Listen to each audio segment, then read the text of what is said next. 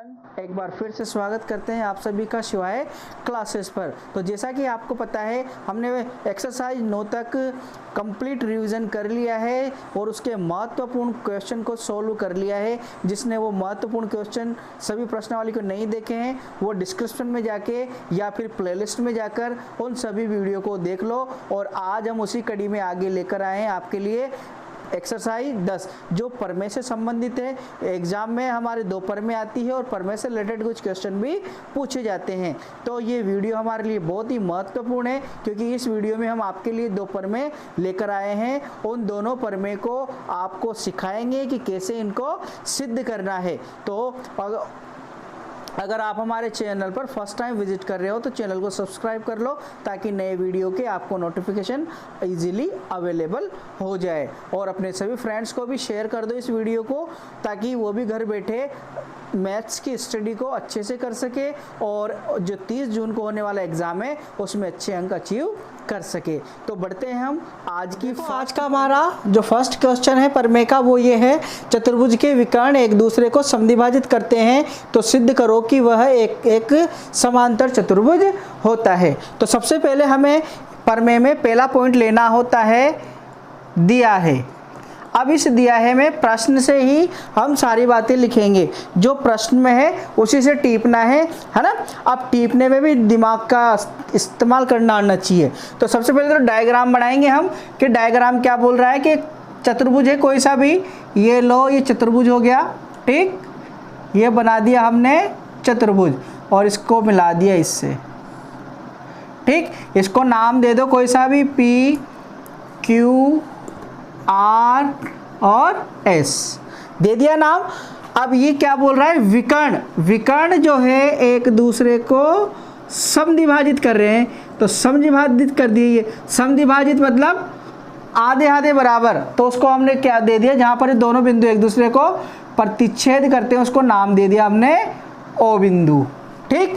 अब दिया है से इस चित्र को देखकर सारी चीजें ऐसे की ऐसे लिखनी है। क्या दे रखा है, देखो, PQRS एक चतुर्भुज है, ठीक है। चतुर्भुज है जिसके विकर्ण, अब देखो विकर्ण कौन कौन से, एक तो PS व RQ या QR एक दूसरे को बिंदु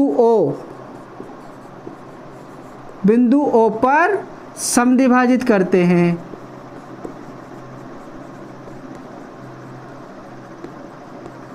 ठीक। तो बिंदु O पर इसको समद्विभाजित कर दिया। अब देखो दूसरा पॉइंट है हमारे पास, सिद्ध करना है।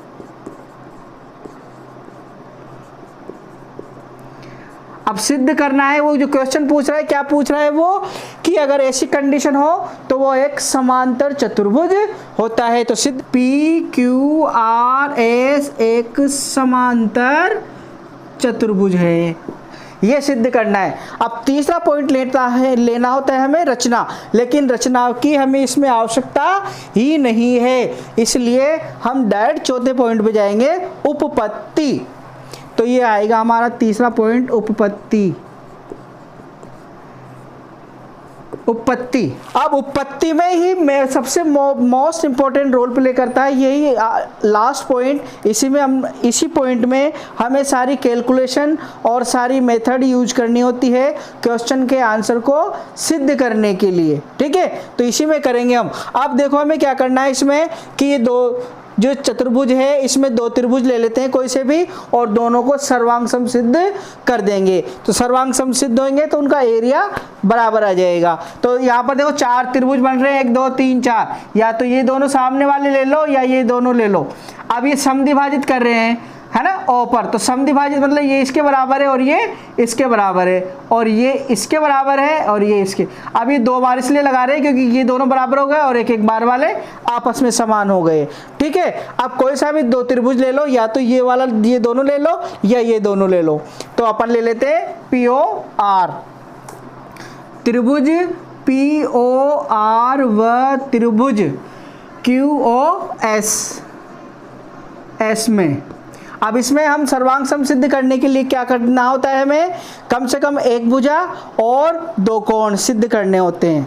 ठीक है, भुजा अवश्य लेनी होती है हमें। तो देखो भुजा सिद्ध कर देते हैं हम इसमें। तो देखो, अब देखो ये इसके ये कौन सा त्रिभुज लिया अपन ने, ये वाला। ठीक है, तो ये वाली भुजा OR और OQ बराबर हो गई ना, क्योंकि सवाल में दे रखा है कि ये दोनों बराबर है। तो क्या हो गई, OR बराबर OQ। अब ये कैसे हुई, दिया है, क्योंकि वही बोल रहा है ना, एक दूसरे को क्या करते हैं, ये समद्विभाजित करते हैं। इसी प्रकार से OP बराबर OS हो जाएगी, है ना, ये भी क्या है, दिया है। ठीक, अब दो तो हमने भुजाएं सिद्ध कर दी। अब तीसरी भुजा ये इसके बराबर है कि नहीं है ये हमें पता नहीं है, लेकिन हम कोण बराबर सिद्ध कर सकते हैं, है ना। देखो कोण POR, कोण POR बराबर कोण QOS, QOS। अब ये कैसे है बराबर, देखो एक दूसरे के सम्मुख बनते हैं कोण, वो हमेशा बराबर होते हैं, क्योंकि क्या है, ये सम्मुख कोण है। क्या है ये, सम्मुख, सम्मुख बोले तो शीर्षाभूमिक कोण है। शीर्षाभूमिक कोण हो या सम्मुख कोण हो, एक दूसरे के बराबर होते। अब देखो हमने तीन चीजें सिद्ध कर दी, बराबर कर दिया इनको। अब ये तीन चीजें सिद्ध हो गई, तो दोनों त्रिभुज क्या हो गई है, अतः त्रिभुज POR सर्वांग सम त्रिभुज QOS हो गए सर्वांग सम त्रिभुज। अब ये दोनों त्रिभुज सिद्ध हो गए, तो इसी प्रकार से ये दोनों भी होंगे कि नहीं होंगे, क्योंकि इन दोनों में भी ये दोनों भुजाएं बराबर आ जाएगी और ये दोनों कोण शीर्षाभूमिक हो जाएंगे। तो इसी प्रकार हम लिख सकते हैं, इसी प्रकार त्रिभुज कौन कौन से, ROS सर्वांग सम POQ हो गया। अब हमने इनको सर्वांग सम कर दिया, मतलब ये वाला क्षेत्र इसके क्षेत्र के बराबर हो गया और ये वाला क्षेत्र इसके क्षेत्र के बराबर हो गया। ठीक है, लेकिन अभी हमने ये जो भुजाएं हैं, ये भुजाएं सर्वांतर सिद्ध नहीं की है। अभी हमको इन भुजाओं को समांतर सिद्ध करना है, तब जाके ये हो जाएगा हमारा समांतर चतुर्भुज। तो सर्वांतर भुज भी सिद्ध करते हैं इसको। देखो कैसे, अब देखो कि देखो ये कोण है इस वाले त्रिभुज में, तो ये वाला कोण ले लेते हैं हम, और इधर से ये वाला, ठीक, और इधर से ये वाला, और इधर से ये वाला। ठीक, तो देखो जो कोण बन रहा है हमारा PRO, कोण PRO बराबर कोण, ये वाला कोण किसके बराबर होगा, इसके बराबर होगा। किसके बराबर होगा, किसके बराबर होगा, ये SQO। तो देखो ये वाला कोण और ये वाला कोण क्या बराबर हो गया, क्यों हो गया, क्योंकि एकांतर कोण है। क्या है, एकांतर कोण। ठीक, अब ये एकांतर कोण क्या होते हैं, एकांतर कोण वो होते हैं जो जेड की आकृति में बनते हैं, चाहे जेड ऐसे बने या ऐसे बने या ऐसे बने या ऐसे बने। कैसे बने, जेड की आकृति में बनने वाले कोण को एकांतर कोण बोलते हैं, अल्टरनेट एंगल, है ना। तो ये कोण सिद्ध हो गया बराबर। अब इसी प्रकार से ये वाला भी हो जाएगा। इसी प्रकार हमने ये वाले दोनों जो त्रिभुज सिद्ध करे थे, इन दोनों को ले लिया। अब ये दोनों वाले त्रिभुज में लेना है हमें, तो कोण एक तो ये लेना है OPQ, O। इसी प्रकार एंगल QPO बराबर, ये वाला एंगल किसके बराबर हो जाएगा, इसके बराबर हो जाएगा,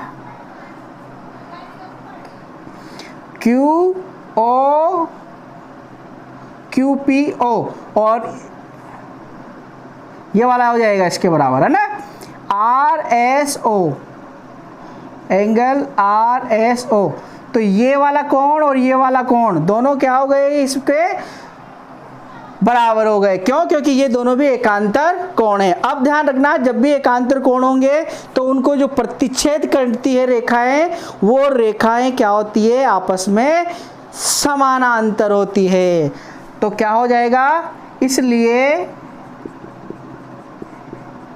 इसलिए PQ समानांतर RS और PR समानांतर QS। ठीक, अब ये दोनों भुजाएं हमने आपस में क्या कर दी, इसको समानांतर सिद्ध कर दिया और इसके जो एरिया है वो भी बराबर बराबर सिद्ध कर दिया। तो हम कह सकते हैं अतः PQRS एक समांतर चतुर्भुज है। ये हो गई हमारी आज की फर्स्ट प्रमेय। तो बहुत ही सरल थी और इम्पोर्टेंट भी है, हो सकता है आपको एग्जाम में देखने को मिले, तो आप इसको 2-3 बार देखें वीडियो को, ताकि आपको अच्छे से समझ आ जाए। अब बढ़ते हैं हम दूसरी प्रमेय। आज की हमारी दूसरी प्रमेय है, मोस्ट इंपोर्टेंट प्रमेय है ये, बिल्कुल पूरे चांसेज है इस प्रमेय के एग्जाम में आने के, तो ध्यान से समझना इसको भी। सिद्ध करो कि ए बी बिंदुओं से होकर जाने वाले वृत्तों के केंद्रों का बिंदुपथ रेखाखंड ए बी का लंबवर्धक होता है। तो पहला पॉइंट वही लेना है, हमें दिया है। अब दिया है में हम लिखेंगे चित्र बनाकर। तो चित्र से क्या बोल रहा है, जैसे ए बी कोई रेखाखंड है, ये ए बी कोई रेखाखंड ले लिया हमने, ठीक। तो देखो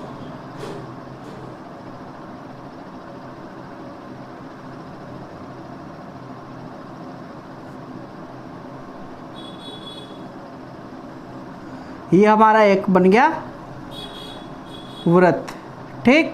इसी प्रकार से दूसरा और बनाना है हमें वृत्त।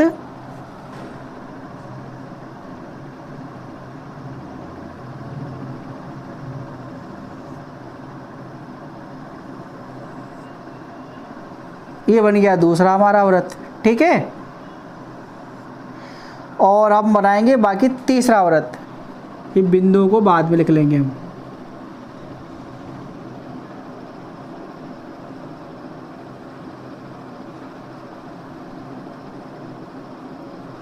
ठीक, अब इनसे जो ये ए बी है हमारा रेखाखंड है ना, अब इससे जो ये केंद्र है इसका, एक तो इसका केंद्र आ गया इस वाले का, और एक ये जो छोटा वाला वृत्त है, ठीक, इसका केंद्र ये आ गया, और ये बड़ा वाला वृत्त है, बड़ा वाले का ये आ गया, ठीक। अब इसको जब हम मिलाते हैं ऐसे, ठीक, तो ये जो तीनों केंद्र है ना, P, Q और R, इनको नाम दे दिया हमने। एक तो यहाँ पर है केंद्र ये, और एक यहाँ पर है, और तीसरा यहाँ पर है। अब जब ये तीनों केंद्र हैं, इन तीनों केंद्र को जब मिला रहे हम, तो ये क्या कर रहा है, A और B को लंबवर्धक कर रहा है। लंबवर्धक मतलब समान दो भागों में बांट रहा है। तो ये सिद्ध करना है हमें, ठीक है। तो दिया है में क्या लिखेंगे,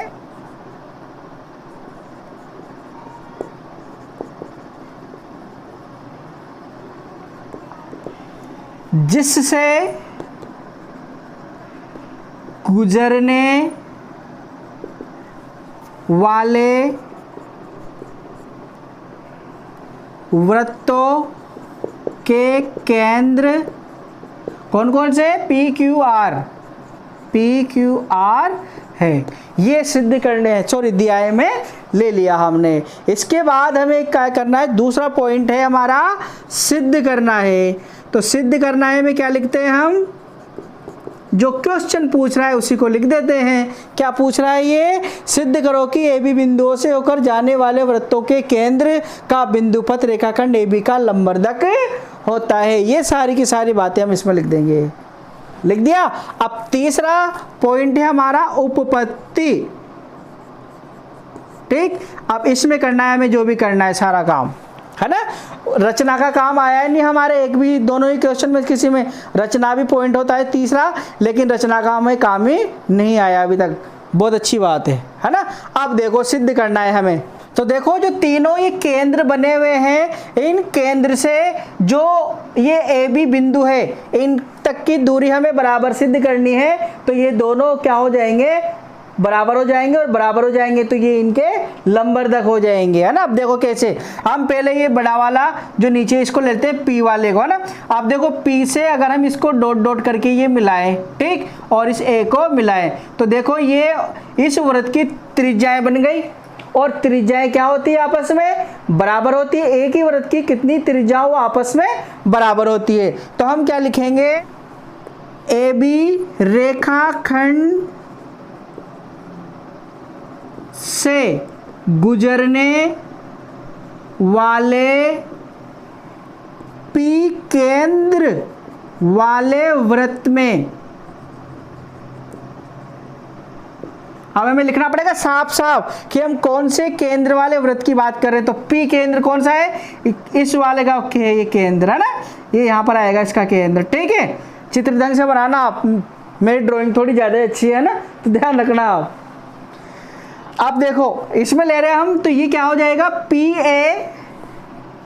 PA बराबर PB हो जाएगा।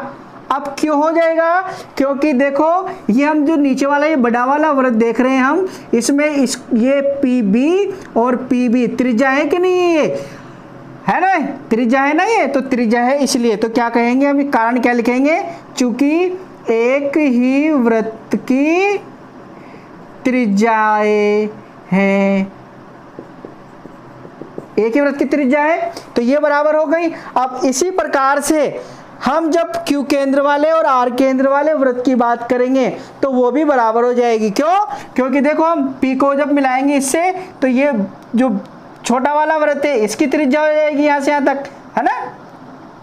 और जब R की बात करेंगे तो R भी क्या हो जाएगी, ये यहाँ से यहाँ तक, A तक और B तक, ये भी इस ऊपर वाले वृत्त की त्रिज्या हो जाएगी, तो ये भी आपस में बराबर हो जाएगी। तो हम लिख सकते हैं यहाँ पर प्रकार रेखाखंड AB से गुजरने वाले, P तो ले लिया, अब QR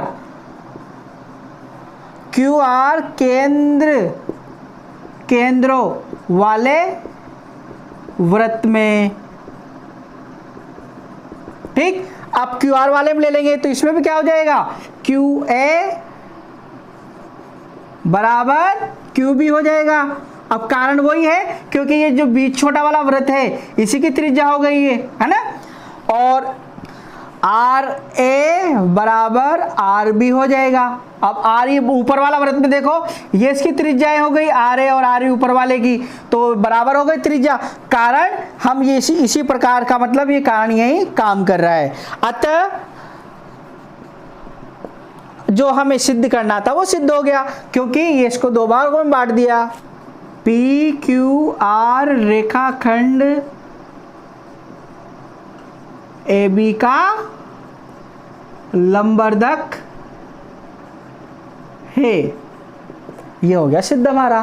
तो आज की दोनों परमें हमने सिद्ध कर ली। स्क्रीनशॉट ले लेना और फिर बाद में इसको बिना देखे 2-3 बार हल करना ताकि आपको समझ आ जाए। मोस्ट इंपॉर्टेंट परमें है ये, इस चैप्टर 10 की, जो एग्जाम में आने के इसके मोस्ट इंपॉर्टेंट चांसेस है। ठीक है, तो उम्मीद करता हूँ मेरे द्वारा जो 2 परमें पढ़ाई गई आपको जरूर पसंद आई होगी, और आपको पसंद आई तो चैनल को सब्सक्राइब कर लो और वीडियो को लाइक कर लो, कमेंट कर लो, और कमेंट करके हमें बताएं कि आपको वीडियो कैसा लगा। तो मिलते हैं फिर नेक्स्ट वीडियो में, तब तक जय हिंद जय भारत।